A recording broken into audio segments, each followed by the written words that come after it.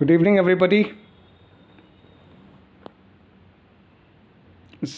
Today's topic is how to make maths better. How we can do maths in a much better way. देखिए, जो मैंने अनुभव किया है, 90% maths is a phobia to many people. It can be a phobia in terms of concepts, it can be phobia in terms of calculations, it can be phobia in terms of coming to the class. So the problem starts right at the beginning, whether it's class 1, class 2, class 3, class 4. The maths problem starts there and there. By the time the problem is there, the student don't get interest, and the interest is missing, the problem is there. So my request is that as the kids are younger, the maths needs to be developed. It has to be created in a way they enjoy, उन्हें अच्छा लगे, उन्हें उस class उन्हें नीरस ना लगे.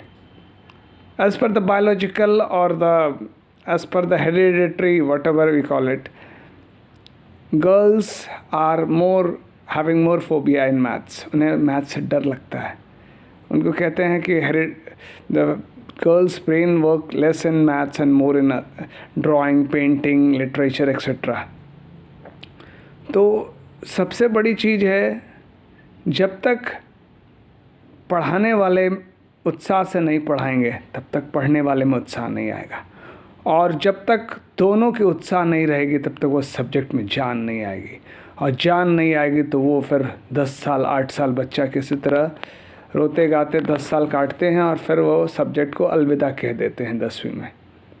लेकिन दुर्भाग्य है कि आप 11th में जाइए, 12th में जाइए, किसी भी कंपटीशन को देने आइए, चाहे वो BBA हो, चाहे होटल मैनेजमेंट हो, चाहे क्लैट हो, चाहे BMS हो, या MBA करना हो, बैंक है, SSC है, other than engineering and medical. The maths is there but the level is different. 11th-12th वाली मैथ्स आपकी इंजीनियरिंग में होती है, बाकी सब जगह 10th होती है. तो सबसे मेरा कहना है कि बहुत लोगों की ये गलत फहमी बनी हुई है कि 10th के बाद कॉमर्स ले लेंगे, 10th के बाद आर्ट्स ले लेंगे और मैथ्स से छूट जाएगा, मैथ्स नहीं पढ़ना पड़ेगा. लेकिन जब उन्हें पता चलता है कि लॉ करना है वहाँ भी मैथ्स है, होटल मैनेजमेंट करना वहाँ भी मैथ्स है, जर्नलिज्म करना है वहाँ भी मैथ्स है, रीजनिंग है, तो फिर उन्हें फिर वो बुखार लगने लगती है.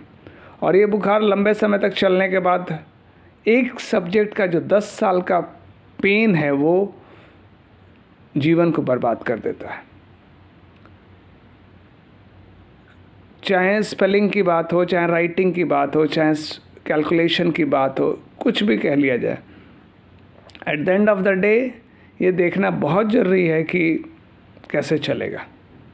और जब कैसे चलेगा ये बात आता है तो वहाँ पे टीचर्स में जुनून पैदा करना होगा, मैनेजमेंट को ये फ्लेवर क्रिएट करना होगा. ओलंपियाड्स जैसे एग्ज़ाम्स हैं, अबैकस सिखानी होगी, कम से कम वो एक्साइटमेंट रहे. देखो, नंबर आएंगे, पास होंगे, फेल होंगे, स्कूल क्लास बदलेगा. सर, ज्योमेट्री का कॉन्सेप्ट 5 से शुरू होता है, 10 तक चलता है. अलजेब्रा कॉन्सेप्ट 6 से शुरू होता है, 10 तक चलता है. मेंसुरेशन 2D 3D चलता है, 5 6 से 10 तक चलता है. और 5 साल में बच्चे को एक concept area of equilateral triangle, area of isosceles triangle नहीं आ पाता है. We should be responsible for the job which we do. Students are passing or failing. Students are getting marks. Do they understand the practical application? No. It is the responsibility of the teachers to take care of this. Profit percentage क्या होता है? 20% is 1/5 and 25% is 1/4. ये समझना बहुत ज़रूरी है. तो मेरा एक ही सजेशन है कि create some interest in the kids. Create the sensation. Create the passion in the teachers. तब जाके बच्चों को समझ आएगा मैथ्स क्या है. और जब तक बच्चों को ये नहीं समझ आएगा कि सब्जेक्ट क्या है, लाइफ में कौन से आप काम करिएगा जहाँ पे कैलकुलेशन नहीं आएगी, कहाँ पे जो प्रॉफिट एंड लॉस नहीं आएगा, कहाँ पे प्रॉफिट परसेंट नहीं आएगा, बताइए. चाहे बिजनेस की स्टडीज़ हो, चाहे इकोनॉमिक्स हो, चाहे दुकान, चाय की दुकान बेचनी है तो कितने का एक कप चाय पड़ा और कितने पे बेचा, ये सारी कैलकुलेशंस करनी होंगी। तो इसीलिए मेरा कहना है वेदर इट इज़ 1 2 3, सबसे पहले बच्चों को प्लस माइनस इंटू डिवाइड आना चाहिए विदाउट पेन एंड पेपर। और इसके लिए teacher should put an extra effort, the parent should put an extra effort so that the kids are able to enjoy. और जब तक ये नहीं होगा तब तक success.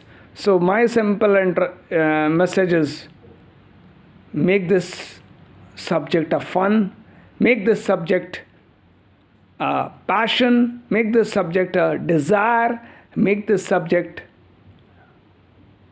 something special. Thank you. If you have enjoyed this video, please like, share and subscribe.